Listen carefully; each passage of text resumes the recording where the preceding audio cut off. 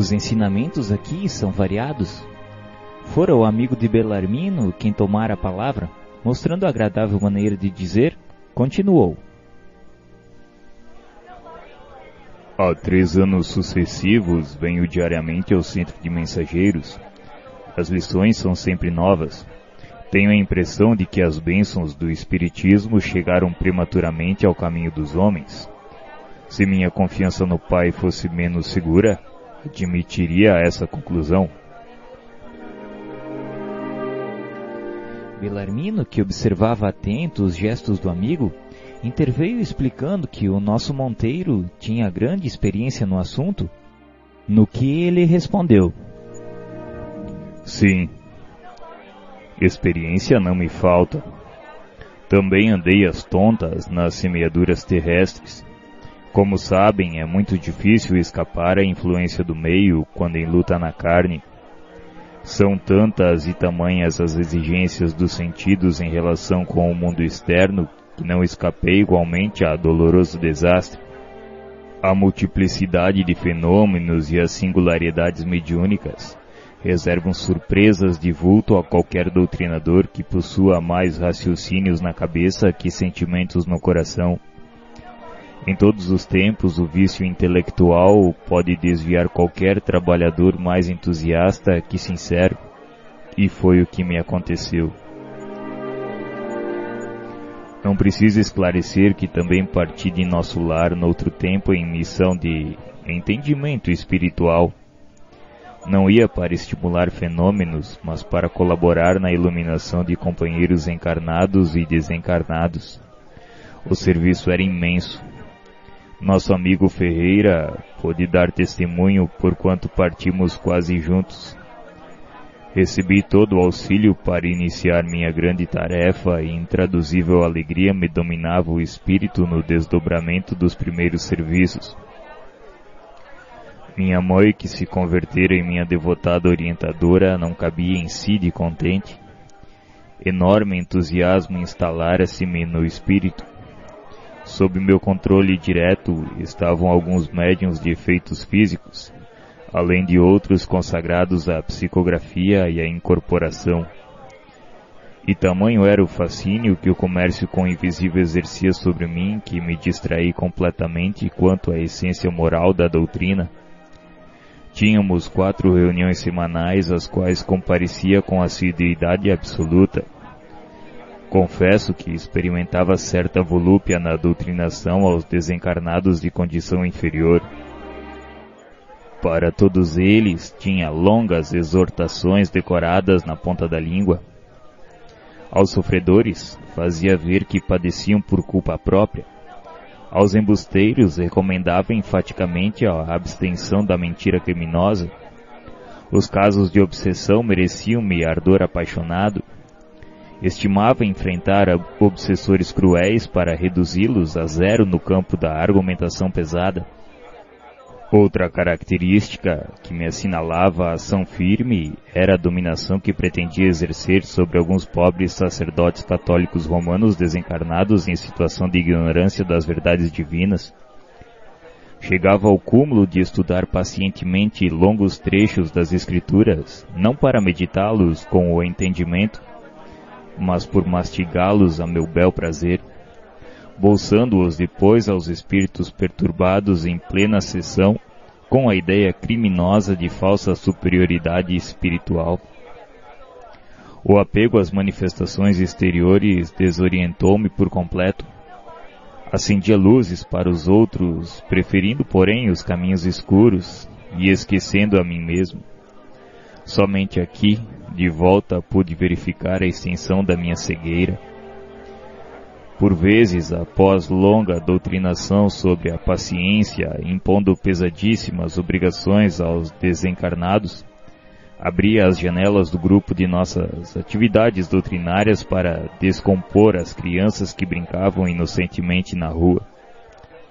Concitava os perturbados invisíveis a conservarem serenidade para, daí a instantes, repreender senhoras humildes, presentes à reunião quando não podiam conter o pranto de algum pequenino enfermo. Isso quanto a coisas mínimas. porque no meu estabelecimento comercial minhas atitudes eram inflexíveis. Raro o mês que não mandasse promissórias a protesto público. Lembro-me de alguns varejistas menos felizes que me rogavam prazo, desculpas, proteção. Nada me demovia, porém. Os advogados conheciam minhas deliberações implacáveis. Passava os dias no escritório estudando a melhor maneira de perseguir os clientes em atraso, entre preocupações e observações nem sempre muito retas. E à noite ia ensinar o amor aos semelhantes, a paciência e a doçura, exaltando o sofrimento e a luta como estradas benditas de preparação para Deus. Andava cego. Não conseguia perceber que a existência terrestre por si só é uma seção permanente. Talhava o espiritismo a meu modo, toda a proteção e garantia para mim, e valiosos conselhos ao próximo.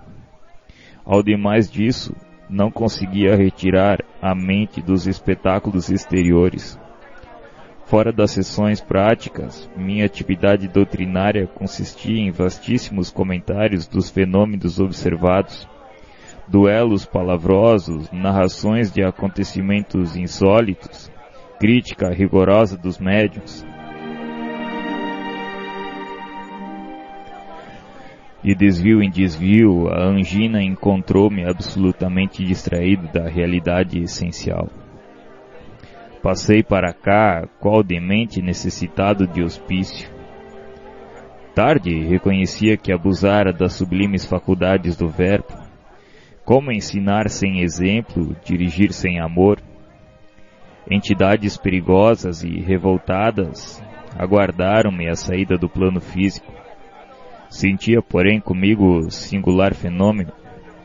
Meu raciocínio pedia socorro divino, mas meu sentimento agarrava-se a objetivos inferiores. Minha cabeça dirigia-se ao céu em súplica, mas o coração colava-se à terra. Nesse estado triste, vi-me rodeado de seres malévolos que me repetiam longas frases de nossas sessões. Com atitude irônica, recomendavam-me serenidade, paciência e perdão às alheias faltas. Perguntavam-me igualmente por que me não desgarrava do mundo, estando já desencarnado. Vociferei, roguei, gritei, mas tive de suportar esse tormento por muito tempo. Quando os sentimentos de apego à esfera física se atenuaram, a comiseração de alguns bons amigos me trouxe até aqui.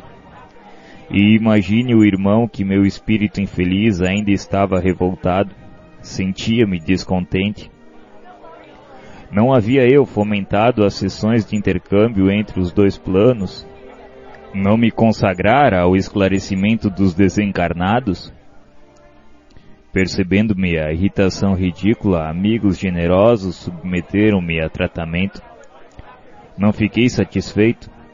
Pedi à ministra veneranda uma audiência, visto ter sido ela a intercessora da minha oportunidade. Queria explicações que pudessem atender ao meu capricho individual. A ministra é sempre muito ocupada, mas sempre atenciosa.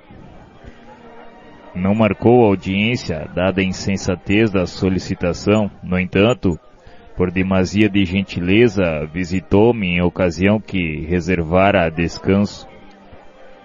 Privei-lhe os ouvidos de lamentações. Chorei amargamente e durante 2 horas ouviu-me a benfeitora por um prodígio de paciência evangélica. Em silêncio expressivo, deixou que me cansasse na exposição longa e inútil. Quando me calei à espera de palavras que alimentassem o monstro da minha incompreensão, veneranda sorriu e respondeu: Monteiro, meu amigo, a causa da sua derrota não é complexa nem difícil de explicar.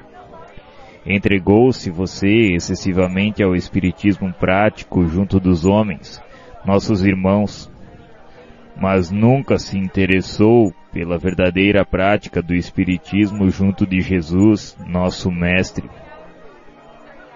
E desde então, minha atitude mudou muitíssimo. Você entendeu? Eu estava aturdido com a lição profunda. Respondi mastigando palavras como quem pensa mais para falar menos. Sim. Expliquei a Monteiro que eu estava procurando compreender.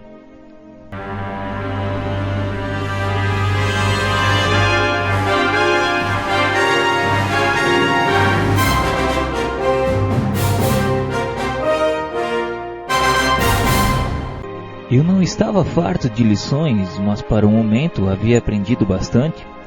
Impressionado com o que me fora dado observar, não insisti com Vicente para prolongar nossa demora no centro de mensageiros. Deixando grandes grupos em conversação ativa, reconstituindo projetos e refazendo esperanças, segui o companheiro que me convidava a visitar os imensos jardins.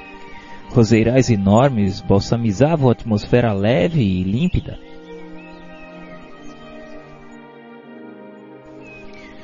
Vicente, sinto-me fortemente impressionado. Quem diria pudessem caber tantas responsabilidades a essas criaturas? Não conheci pessoalmente nenhum médium ou doutrinador do espiritismo. Isso justifica toda essa minha surpresa?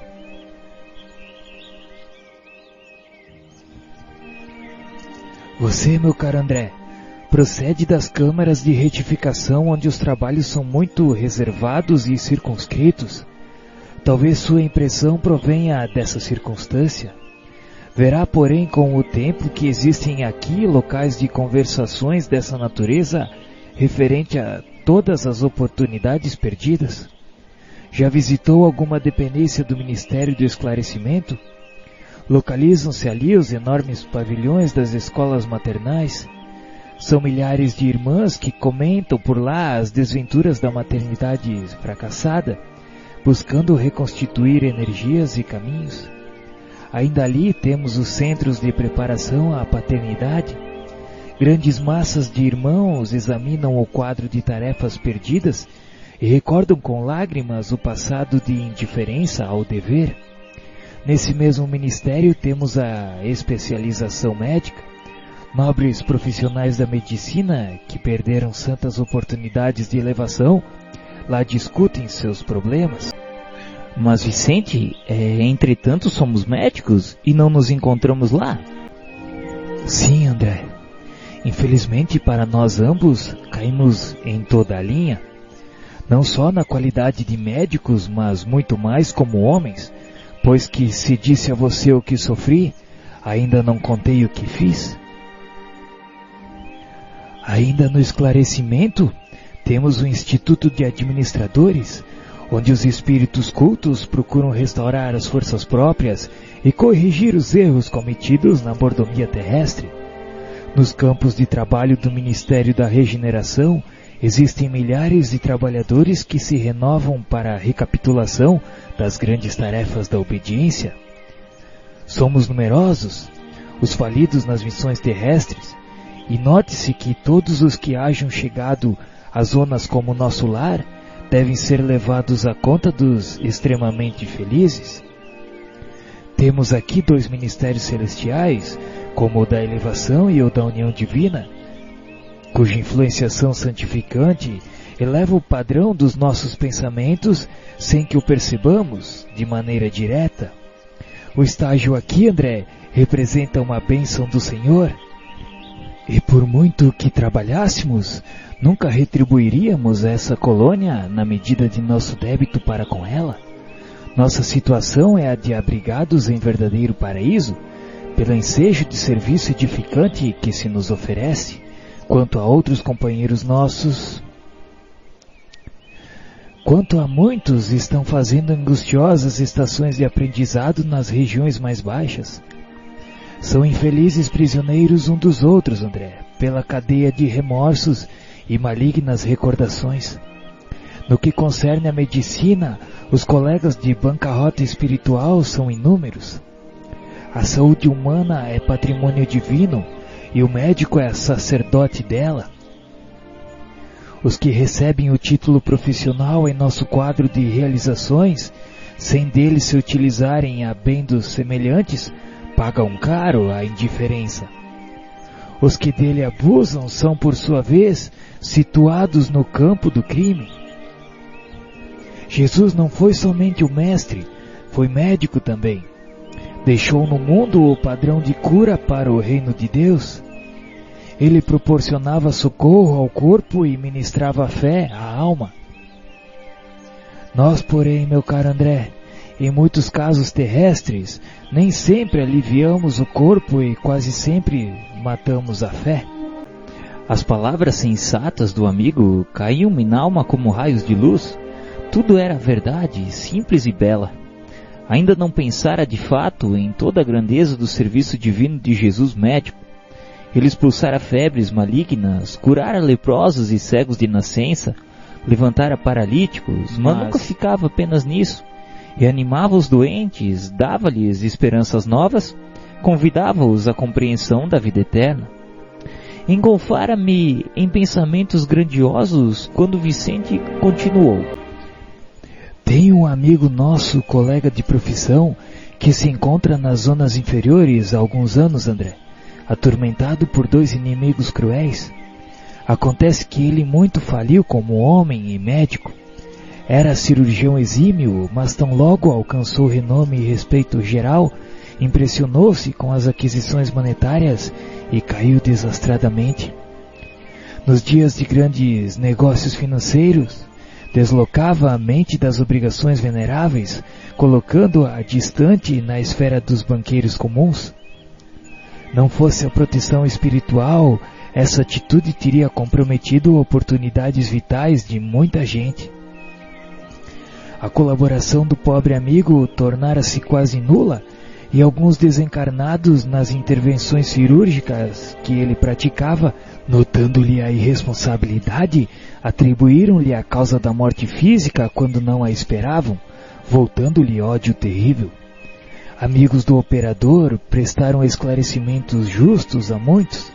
Entretanto, 2 deles, mais ignorantes e maldosos, perseveraram na estranha atitude e o esperaram no limiar do sepulcro. Que horrível, Vicente! Se ele, porém, não é culpado da desencarnação desses adversários gratuitos, como pode ser atormentado desse modo?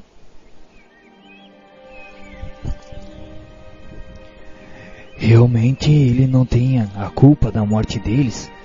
Nada fez para interromper-lhes a existência física, mas é responsável pela inimizade e incompreensão criadas na mente dessas pobres criaturas, porque não estando seguro do seu dever, nem tranquilo com a consciência, o nosso amigo julga-se culpado em razão das outras falhas a que se entregou imprevidentemente. Todo erro traz fraqueza e, assim sendo, o nosso colega por enquanto não adquiriu forças para se desvencilhar dos algozes.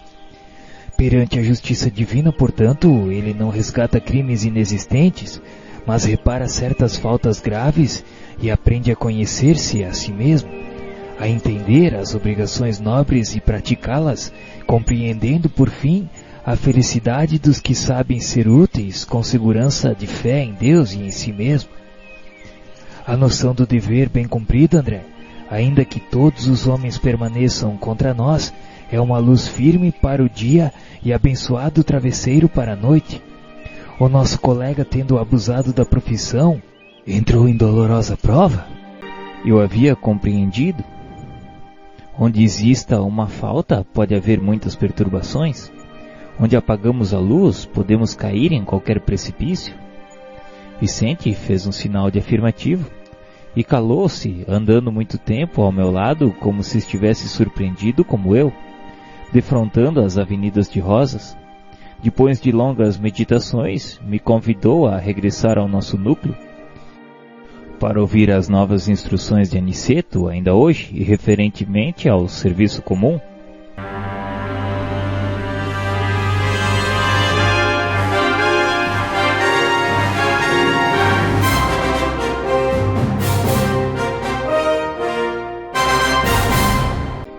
À noite, Aniceto veio ver-nos, começando por dizer que amanhã deveríamos partir os 3 a serviço nas esferas da crosta. Telésforo recomendou a ele certas atividades de importância, mas ele podia atendê-las em particular, proporcionando a ambos uma estação semanal de experiência e serviço. Fiquei radiante. Muita vez, regressar ao ninho doméstico, tornar a cidade em que desenvolver a última tarefa, e todavia não me detivera no exame das possibilidades extensas do concurso fraternal. De quando em vez, era defrontado por situações difíceis, nas quais velhos conterrâneos encaravam problemas de vulto. Entretanto, sentia-me incapaz de auxiliá-los eficientemente na solução desejável. Faltava-me técnica espiritual para fazê-lo. Não tinha bastante confiança em mim mesmo. Deixando perceber que ouvira meus pensamentos profundos, Aniceto dirigiu a palavra de maneira especial e comentou: Você, André, ainda não pôde auxiliar os amigos encarnados porque ainda não adquiriu a devida capacidade para ver? É razoável. Quando na carne somos muitas vezes inclinados a verificar tão somente os efeitos sem ponderar as origens.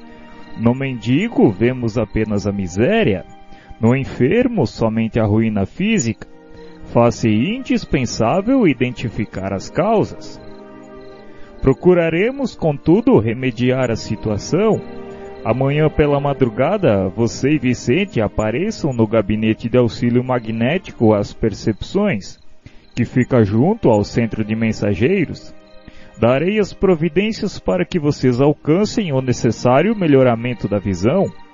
Peço-lhes, todavia, receberem semelhante auxílio em prece. Roguem a Deus lhe permita a dilatação do poder visual. Compenetrem-se da grandeza desse dom sublime e, sobretudo, envie à Majestade Eterna um pensamento de consagração ao seu amor e aos seus serviços divinos. Não desejo induzi-los a atitudes de fanatismo sem consciência. Não podemos abusar da oração aqui, segundo antigas viciações do sentimento terrestre. No círculo carnal, costumamos utilizá-las em obediência a delituosos caprichos, suplicando facilidades que surgiriam em detrimento de nossa própria iluminação. Aqui, todavia, André, a oração é compromisso da criatura para com Deus, compromisso de testemunhos, esforço e dedicação aos superiores desígnios. Toda prece entre nós deve significar, acima de tudo, fidelidade do coração. Quem ora em nossa condição espiritual sintoniza a mente com as esferas mais altas e novas luzes lhe abrilhantam os caminhos. Diante da nobre autoridade de Aniceto, não me atrevi a falar e cheguei mesmo a recear a externação de qualquer pensamento. Deixou-nos o generoso instrutor com palavras carinhosas de amizade e incentivo. Vicente e eu acalentávamos projetos magníficos. Iríamos pela primeira vez cooperar a favor dos encarnados em geral. Nosso repouso noturno foi brevíssimo. Aguardávamos ansiosamente a alvorada a fim de receber o auxílio magnético do gabinete referido. Poucas vezes orei com a emoção daquela hora. Os esclarecidos técnicos da instituição colocaram-nos primeiramente em relação mental direta com eles e em seguida submeteram-nos a determinadas aplicações espirituais que ainda não posso compreender em toda a extensão e transcendência. Observei, contudo, que a colaboração magnética não nos retirava o sentido consciencial e aproveitei a oportunidade para a oração sincera, que era mais um compromisso de trabalho que ato de súplica, propriamente considerado.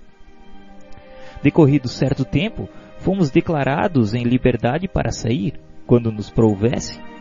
A princípio, nada notei de extraordinário, embora sentisse dentro do coração nova coragem e alegria diferente. Experimentava bom ânimo, até então desconhecido. Meus sentidos da visão e da audição pareciam mais límpidos. Aniceto, que se mostrava muito satisfeito, esperava-nos no centro, marcando a partida para o meio-dia. Ansioso, aguardei um instante aprazado. Não nos ausentamos de nosso lar como os viajores terrestres, geralmente carregados de matalotagens e volumes diversos. Aniceto disse jovialmente que toda a nossa bagagem era do coração. Na terra, malas, bolsas, embrulhos. Mas agora deveríamos conduzir propósitos, energias, conhecimentos e, acima de tudo, disposição sincera em servir. Alguns companheiros presentes riram-se com gosto. Nesse instante, nosso orientador fez algumas recomendações, designou colegas para a chefia de turmas de aprendizado, estabeleceu programas de serviço e notificou que voltaria à colônia diariamente por algumas horas, deixando-nos, Vicente e eu, nos serviços da crosta, em trabalhos e observações que deveriam prolongar-se por toda a semana. Despedimos-nos dos camaradas de luta, repletos de esperança. Era a nossa primeira excursão de aprendizado e cooperação aos semelhantes. E quando nos puséramos a caminho, nosso instrutor observou: Creio que a viagem para vocês será diferente. Creio estão habituados à passagem livre, mantida por ordem superior para as atividades normais de nossos trabalhos e trânsito dos irmãos esclarecidos em véspera de reencarnação. Como assim, Aniceto? Pois não sabia? As regiões inferiores entre nosso lar e os círculos da carne são tão grandes que exigem uma estrada ampla e bem cuidada, requerendo também conservação, como as importantes rotas terrestres. Por lá, obstáculos físicos, por cá, obstáculos espirituais. As vias de comunicação normais destinam-se a intercâmbio indispensável. O que se encontram nas tarefas de nossa rotina sagrada precisam livre trânsito, e os que se dirigem da esfera superior à reencarnação devem seguir com a harmonia possível, sem contato direto com as expressões dos círculos mais baixos. A absorção de elementos inferiores determinaria sérios desequilíbrios no renascimento deles. Há que evitar semelhantes distúrbios.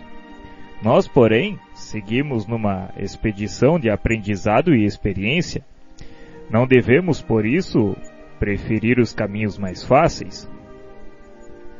Imaginemos um rio de imensas proporções, separando duas regiões diferentes. Existe o val, que oferece transporte rápido, e há passagens diversas através de fundos precipícios. Pela expressão do bondoso instrutor, concluí que ele poderia voltar à colônia quando quisesse, que não encontraria obstáculos de qualquer ordem em parte alguma, em razão do poder espiritual de que se achava revestido, mas fazia-se peregrino como nós, por devotamento à missão de ensinar. Vicente e eu não dispunhamos de expressão vibratória adequada aos grandes feitos. Éramos vulgares quanto o era a maioria dos habitantes da nossa cidade espiritual. Possuíamos apenas alguns princípios de volitação, contudo, permanecíamos muito distantes do verdadeiro poder. Nunca vira, pois, a energia e a humildade em tão belo consórcio. Aniceto dirigia-nos firmemente como orientador de pulso, vigoroso e sábio, mas não vacilava em se fazer igual a nós a fim de servir como devotado companheiro. Meditando sobre a lição sublime em pleno impulso volitante, contemplei as torres do nosso lar que iam ficando à distância.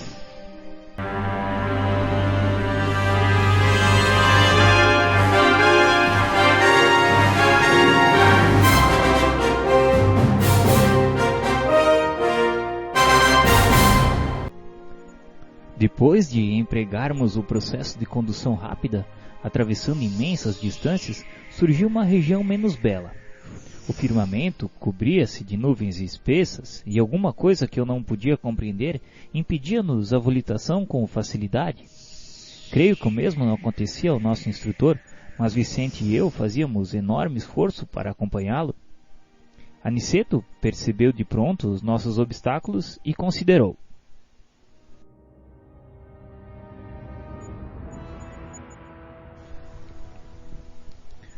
será conveniente utilizarmos a locomoção? A esfera começa a pesar muitíssimo e não devemos andar muito distante de Campo da Paz. Não precisaremos ir até lá. Todavia, descansaremos no posto de socorro. Encontraremos ali os recursos indispensáveis. Mas o que significa isso? Estamos penetrando na esfera de vibrações mais fortes da mente humana. Achamo-nos a grande distância da crosta. Entretanto, já podemos identificar desde logo a influenciação mental da humanidade encarnada. Grandes lutas desenrolam-se nesses planos e milhares de irmãos abnegados aqui se voltam à missão de ensinar e consolar os que sofrem. Em parte alguma, escasseia o amparo divino.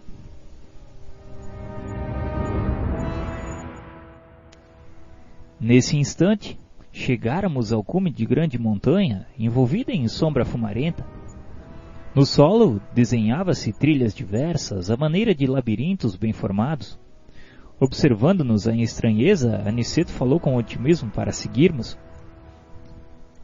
Nesse momento, ó Deus de bondade, alguma coisa imprevista me felicitava o coração.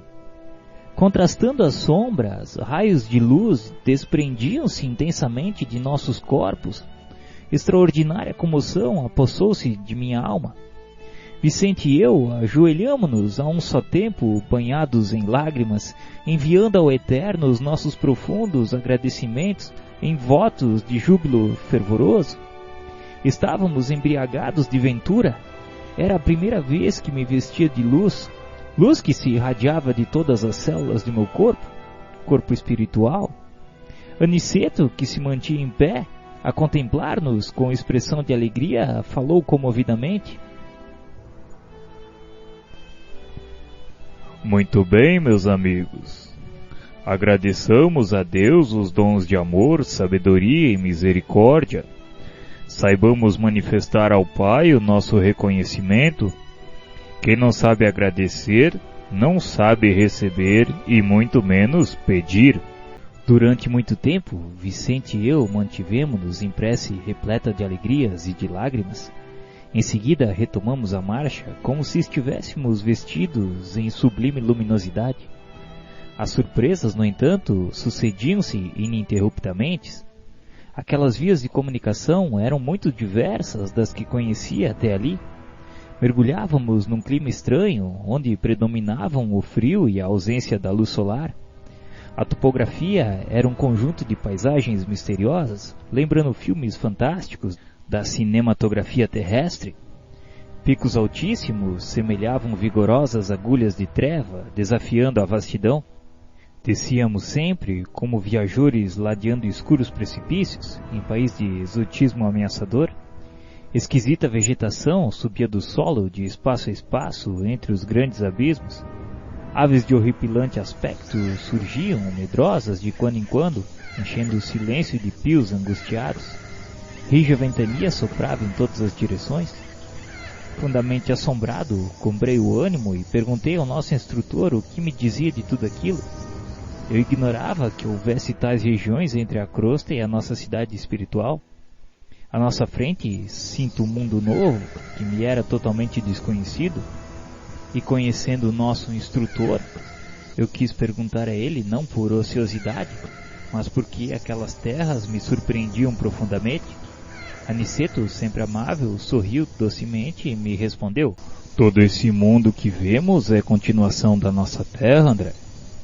Todos os olhos humanos veem apenas algumas expressões do vale em que se exercitam para a verdadeira visão espiritual, como nós outros que, observando agora alguma coisa, não estamos igualmente vendo tudo. Este, André, é um domínio diferente. A percepção humana não consegue aprender senão determinado número de vibrações. Comparando as restritas possibilidades humanas com as grandezas do universo infinito, os sentidos físicos são muitíssimos limitados. O homem recebe reduzido o noticiário do mundo em que ele é a moradia. É verdade que tem devassado com a sua ciência problemas profundos. A astronomia terrena conhece que o Sol, por medidas aproximadas, é 1.300.000 vezes maior que a Terra, e que a estrela Capella é 5.800 vezes maior que o nosso Sol. Sabe que Arcturo equivale a milhares de sóis iguais aos que nos ilumina. Está informada de que Canopus corresponde a 8.760 sóis idênticos ao nosso, reunidos. Mediu as distâncias entre o nosso planeta e a Lua, acompanha certos fenômenos em Marte, Saturno, Vênus e Júpiter, sonda os milhões de sóis aglomerados na Via Láctea, conhece as estrelas variáveis, as nebulosas espirais e difusas, e não param as observações humanas na grandeza ilimitada do macrocosmo. A ciência vai, igualmente, aos círculos atômicos, analisa a materialização da energia, o movimento dos elétrons, estuda o bombardeio de átomos e esquadrinha corpúsculos diversos. Mas todo esse trabalho, com a colaboração das lunetas de alta potência e dos geradores de milhões de volts, ainda é serviço que apenas identifica os aspectos exteriores da vida. Há, porém, André, outros mundos sutis, dentro dos mundos grosseiros, maravilhosas esferas que se interpenetram. O olho humano sofre variadas limitações e todas as lentes físicas reunidas não conseguiriam surpreender o campo da alma, que exige o desenvolvimento das faculdades espirituais para tornar-se perceptível. A eletricidade e o magnetismo são duas correntes poderosas que começam a descortinar aos nossos irmãos encarnados alguma coisa dos infinitos potenciais do invisível, mas ainda é cedo para cogitarmos de êxito completo. Somente ao homem de sentidos espirituais desenvolvidos é possível revelar alguns pormenores das paisagens sob nossos olhos. A maioria das criaturas ligadas à crosta não entende essas verdades, senão após perderem os laços físicos mais grosseiros. É da lei que não devemos ver senão o que possamos observar com proveito. Nessa altura, Aniceto calou-se. Comovido com as instruções, guardei religioso silêncio. Agora, em meio das sombras, divisava alguns vultos negros que pareciam fugir apressados, confundindo-se na treva das furnas próximas. Nosso orientador avisou cauteloso que era melhor interromper os efeitos luminosos do nosso corpo espiritual. Bastaria que pensássemos com vigor na necessidade dessa providência. Estávamos atravessando extensa zona a que se acolhem muitos desventurados, e não era justo humilhar os que sofrem com a exibição dos nossos bens. Obedecendo ao conselho, verifiquei o efeito imediato. Os fios de luz que me irradiavam do corpo apagaram-se como por encanto, e a excursão tornou-se menos agradável. Descíamos milagrosamente através dos despenhadeiros de longa extensão. A sombra fizera-se mais densa, a ventania mais lamentosa e impressionante. Algum tempo depois de marcha em silêncio, divisamos ao longe um grande castelo iluminado. Aniceto fez um sinal significativo com o indicador e explicou que era um dos postos de socorro de Campos da Paz.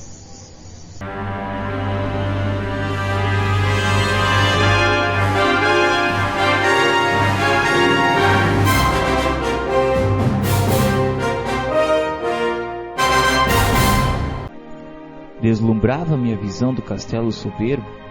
Incapaz de exprimir a admiração que me dominava, acompanhei Aniceto em silêncio.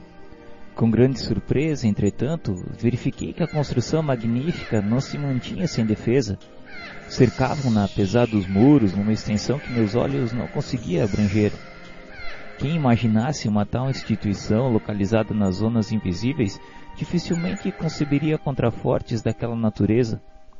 A noção de céu e inferno, fundamente arraigada na mente popular, não deixa perceber que os homens, de modo geral, não se modificam com a morte física, como a troca de residência não significa mudança de personalidade para a criatura comum. Espantado, notei que o nosso orientador fazia mover quase imperceptível campainha disfarçada na muralha. Creio que, se Aniceto estivesse só, não precisaria desse expediente, dado o seu poder espiritual acima de todas as resistências grosseiras.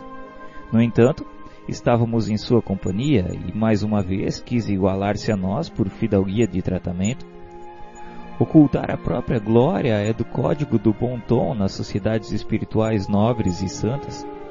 Atendendo-nos 2 servidores, abriram a porta extremamente pesada, que rodou nos gonzos, como se daria em qualquer edificação mais antiga do plano terrestre. Salve, mensageiros do bem!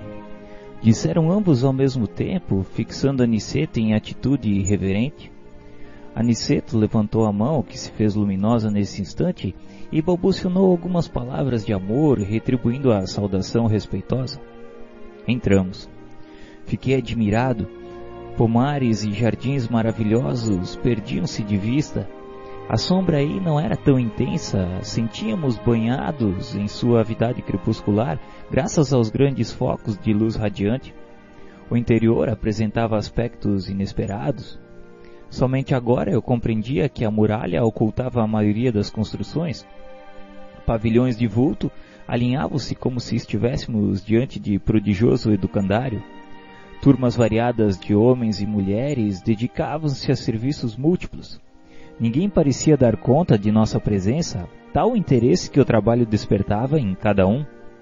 Acompanhávamos Aniceto através de numerosas fileiras de árvores senhoris que se assemelhavam a carvalhos antiquíssimos. Observava, todavia, que nesse abençoado posto de socorro, a natureza se fizera maternal. Havia agora mais luz no céu e o vento era mais fagueiro, sussurrando brandamente no arvoredo farto. O bondoso instrutor, notando a nossa admiração, esclareceu que aquela paz refletia o estado mental dos que vivem naquele pouso de assistência fraterna. Acabamos de atravessar uma zona de grandes conflitos espirituais e que nós ainda não podíamos perceber. A natureza é mãe amorosa em toda parte, mas em cada lugar mostra a influenciação dos filhos de Deus que o habitam. A explicação não poderia ser mais clara. Atingindo o edifício central, construído à maneira de formoso castelo europeu dos tempos feudais, fomos defrontados por um casal extremamente simpático. E após as saudações afetuosas, fomos apresentados. Tratava-se de Alfredo e Ismalha, sua esposa. O casal abraçou-nos, evidenciando cordialidade e atenção amiga. André, Vicente, nosso prezado Alfredo é o dedicado administrador deste posto de socorro. Há muito tempo consagrou-se ao serviço de nossos irmãos ignorantes e desviados.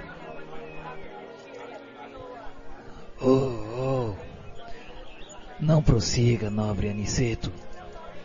Mas que surpresa agradável! Há muitos dias não temos visitas de nosso lar.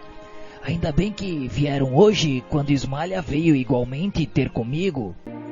As últimas palavras de Alfredo me despertaram surpresa. Pois que? Não seria aquela senhora de lindo semblante a esposa dele? Não viveriam ali juntos como na terra? Antes que eu pudesse chegar a qualquer conclusão, Alfredo conduzia-nos ao interior doméstico. As escadas de substância idêntica ao mármore impressionavam-me pela transparente beleza. De varanda extensa e nobre, onde as colunatas se enfeitavam de era florida, muito diferente, porém, da que conhecemos na terra, penetramos em vasto salão mobilado ao gosto mais antigo. Os móveis, delicadamente esculturados, formavam um conjunto encantador. Admirado, fixei as paredes de onde pendiam quadros maravilhosos. Um deles, contudo, impunha-me especial atenção. Era uma tela enorme representando o martírio de São Diniz, o apóstolo das Galhas, rudemente supliciado nos primeiros tempos do cristianismo, segundo meus humildes conhecimentos de história. Intrigado, recordei que vira na terra um quadro absolutamente igual àquele. Se tratava de um famoso trabalho de Bonnat, célebre pintor francês dos últimos tempos. A cópia do posto de socorro, todavia, era muito mais bela. A lenda popular estava lindamente expressa nos mínimos detalhes. O glorioso apóstolo, seminu, com a cabeça decepada, tronco aureolado de intensa luz, fazia um esforço supremo por levantar o próprio crânio, que lhe rolava aos pés, enquanto os assassinos o contemplavam, tomados de intenso horror. Do alto via-se descer um emissário divino, trazendo ao servo do Senhor a coroa e a palma da vitória.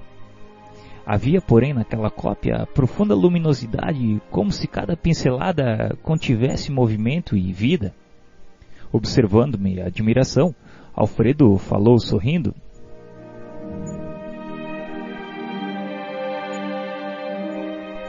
Admirado, meu amigo. A maioria dos que nos visitam pela primeira vez estimam a contemplação desta obra soberba. Ah, sim, estou admirado. E na Terra, o original, segundo estou informado, pode ser visto no Panteão de Paris? Engana-se, meu amigo. Nem todos os quadros, como nem todas as grandes composições artísticas, são originariamente da Terra.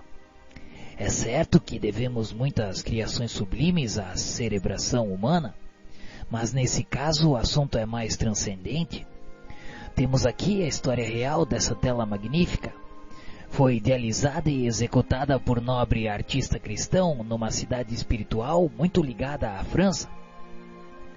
Em fins do século passado, embora estivesse retido no círculo carnal, o grande pintor de Bayonnet visitou essa colônia em noite de excelsa inspiração, que ele humanamente poderia classificar de maravilhoso sonho. Desde o minuto em que viu a tela, Florentino Bonnet não descansou enquanto não a reproduziu palidamente em desenho que ficou célebre no mundo inteiro. As cópias terrestres, todavia, não têm essa pureza de linhas e luzes, e nem mesmo a reprodução, sob nossos olhos, tem a beleza imponente do original, que já tive a felicidade de contemplar de perto, quando organizávamos aqui no posto homenagens singelas para a honrosa visita que nos fez o grande servo do Cristo. Para movimentar as providências necessárias, visitei pessoalmente a cidade espiritual a que me referi. Grande espanto apossara-se do meu coração. Vi agora explicada a tortura santa dos grandes artistas, divinamente inspirados na criação de obras imortais. Agora reconhecia que toda arte elevada é sublime na terra, porque traduz visões gloriosas do homem na luz dos planos superiores. E parecendo interessado em completar meus pensamentos, Alfredo considerou: o gênio construtivo expressa a superioridade espiritual com livre trânsito entre as fontes sublimes da vida. Ninguém cria sem ver, ouvir ou sentir, e os artistas de superior mentalidade costumam ver, ouvir e sentir as realizações mais altas do caminho para Deus. No entanto, o momento não comporta divagações. Sentemo-nos, amigos, devem estar cansados da peregrinação difícil e necessitam refazer energias e repousar algum tanto.